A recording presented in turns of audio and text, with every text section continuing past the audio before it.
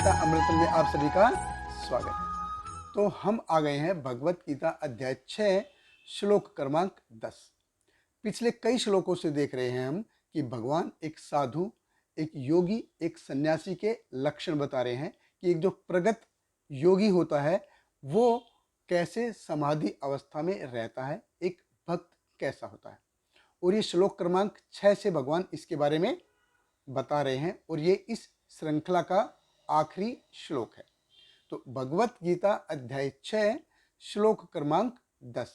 भगवान कृष्ण कहते हैं, योगी युञ्जित सततम आत्मानं रहसि स्थितः एकाकी यच्चित आत्मा निराशी अपरिग्रह। भगवान कृष्ण कहते हैं, योगी को चाहिए कि वह सदैव अपने शरीर, मन तथा आत्मा को परमेश्वर में लगाए, एकांत स्थान में रहे और बड़ी सावधानी के साथ अपने मन को वश में करे। उसे समस्त आकांक्षाओं तथा संग्रह भाव की इच्छाओं से मुक्त होना चाहिए। देखिए, एक भक्त कैसा होता है? एक भक्त के लिए कोई भी अपना और कोई भी पराया नहीं होता, उसके लिए सब अपने होते हैं। तो ये वैदिक जीवन है, हमको ये बहुत पहले से ही ये शिक्षा दे रहा है। सर्वे भवन्ति सुखिन सर्वे सन्तु निरामय सर्वे भद्राणि पश्यन्ति वसुदेव कुटुम्बकम। तो ये सारे वहीं से आ रहे हैं।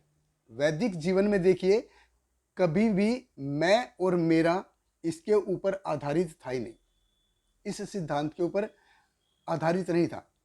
ये मैं और मेरा के ऊपर कभी केंद्रित था ही नहीं। पहले देखिए, अगर दोपहर का कोई भोजन बनाता था, खाने से पहले वो बाहर गली में निकल के आवाज़ देता था कि कोई भूखा तो नहीं है, और उसके बाद वो खाता था। और सारे के सारे ऐसा करते थे, एक व्यक्ति नहीं, सारे के सारे आदमी ऐसा करते थे। तो सोचिए, सब आदमी ऐसा करेंगे तो दुनिया में कोई भूखा रहेगा क्या? नहीं। आज देखिए, होटल बिजनेस और फूड इंडस्ट्री कितने उछाल पे हैं। अगर वैदिक सभ्यता के हिसाब से चलें तो फूड इंडस्ट्री बंद हो जाएगी, होटल ये बिजनेस है ये सब बंद हो जाएगा। और ये देखिए, सब ये आज की तारीख में ये सब उछाल पे हैं। हर जगह पे लोग जाते हैं, तो कुछ नहीं करेंगे तो कम से कम खाएंगे तो सही, खाना पीना तो है। और कलयुग की जो डेफिनेशन क्या है, जो मूलभूत सुविधा है वो चार्जेबल हो जाएगी।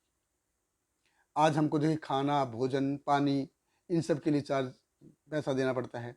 एजुकेशन सिस्टम है, हेल्थ डिपार्टमेंट है, हेल्थ के लिए कि बेसिक ज़रूरत है वो सब चार्जेबल हो गई है, जो मूलभूत सुविधा है। तो एजुकेशन, आज देखिए एजुकेशन इंडस्ट्री है आज की, हेल्थ इंडस्ट्री है आज की, एजुकेशन इंडस्ट्री है। ये सारे के सारे क्या हो गए, ये टॉप पे हैं आज, ये सब इनको सब पैसा कमाना है। तो बेसिक जो चीज़ हैं, मूलभूत सुविधाएं हैं, जब ये चार्जेबल हो गई हैं तो वो कलयुग है। और एक जो योगी है, एक साधु है, एक सन्यासी है, वो ये जानता है कि मेरे को अगर इससे बाहर निकलना है तो उसके लिए बहुत मेहनत करनी पड़ेगी, बहुत मेहनत करनी पड़ेगी। इसलिए क्या है, योगी क्या है, योगी युजित सततम, वो हमेशा आध्यात्म की ओर बढ़ने का प्रयास करता रहेगा, अपनी गतिविधियों को आध्यात्म की ओर मोड़ के रखेगा अपनी गति। 2 श्लोक पहले भी हमने जैसे चर्चा की थी, A + B = C। तो A क्या था, इंद्रियों का कंट्रोल, इंद्रियों पे नियंत्रण। B क्या था, मन पे नियंत्रण। और C है परमात्मा। जिसने अपने इंद्रियों पे कंट्रोल कर लिया है और मन पे कंट्रोल कर लिया है, वो परमात्मा को पाने के बराबर हो गया है। तो जो योगी है, योगी ये हमेशा क्या है, अपने आप को इस चक्कर में बैठाने का प्रयास करता रहेगा अपने आप को। और वो इसलिए वो क्या है, अपनी आत्मनम रहसी स्थित, वो बाह्य जगत से उसको कोई लेना देना नहीं है, बाह्य जगत के प्रति वो उदासीन रहेगा। इसलिए वो आंतरिक रूप से क्या करेगा, अपने मन और इंद्रियों का दमन करने का प्रयास करेगा। और उसके लिए क्या है, उसके लिए उसको एकांत चाहिए। क्योंकि लोग रहेंगे, ज़्यादा लोग रहेंगे तो लोगों से बातचीत होगी, सुख दुख आएंगे, सुख दुख आएंगे, सुख दुख से उनके वो प्रभावित होंगे। एक कहावत भी है, एकला जीव सदा सुखी, एकला चलो रे।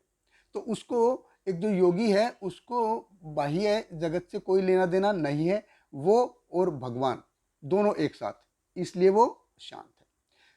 क्योंकि देखिए हम क्या है, दूसरों की वृत्ति, दूसरों के विचार और दूसरों की चेतना से प्रभावित होंगे। ये भौतिक जगत ऐसे काम करता है, ये भौतिक जगत ऐसे काम करता है, ये पॉजिटिव से नेगेटिव की तरफ या हायर से लो की तरफ जाता है, ये ऐसे काम करता है। देखिए अगर मैं कम पॉजिटिव हूँ और लोग ज़्यादा नेगेटिव हैं, तो मैं उनके विचारों से प्रभावित होकर उनके साथ नेगेटिव हो जाऊंगा। मैं अगर ज़्यादा पॉजिटिव हूँ, लोग अगर कम नेगेटिव हैं, तो वो मेरे विचारों के साथ प्रभावित हो जाएंगे। ये कैसा, और वो भी पॉजिटिव हो जाएंगे। ये कैसा क्यों है? ये संगत के कारण है। ये भौतिक जगत ऐसे ही काम करता है। तो जो एक योग रुरुक्षु है, जो योग आरूढ़ की अवस्था तक नहीं पहुंचा है, वो ये जानता है कि वो लो पॉजिटिव है, और बाह्य जगत में जो लोग हैं वो हाई नेगेटिव है। वो क्या है, इंद्रिय भोग और मनोभोग में लगे रहते हैं और वो ज़्यादा नेगेटिव है। तो जो योग रुरुक्षु है वो जानता है अगर वो ज़्यादा उनकी संगत करेगा तो वो भी नेगेटिव हो जाएगा। इसलिए हम देखते हैं कि जो प्रचार का काम है, भगवान का बारे में जो ज्ञान बांटने का काम है, इसके लिए बहुत शुद्ध होने की जरूरत है। क्योंकि जब तक हृदय शुद्ध नहीं है, शुद्धता नहीं है, हम भगवान के बारे में लोगों को नहीं बता सकते हैं। तो भगवान ने भी कहा है कि भारत भूमि ते हिले मनुष्य जन्म जार, जन्म सार्थक करी कर पर उपकार। हमको भारत भूमि में जन्म लिया है तो हमको अपना भी जन्म सार्थक करने का प्रयास करना चाहिए, और जो दूसरे लोग हैं उनका भी जन्म सार्थक करने में मदद करनी चाहिए। तो जो एक योगी होता है वो बहुत शांत भाव से अपने कार्य करता रहता है, शांत भाव में अपना कार्यशील रहता है, वो निराशी रहता है और अपरिग्रह रहता है, इसलिए वो शांत है। और इस अवस्था तक वो कैसे पहुंचता है, इसका बारे में हम अगले श्लोक से देखेंगे। बहुत बहुत धन्यवाद। हरे कृष्णा। हरे कृष्णा कृष्ण कृष्ण हरे हरे, हरे रामा राम राम हरे हरे।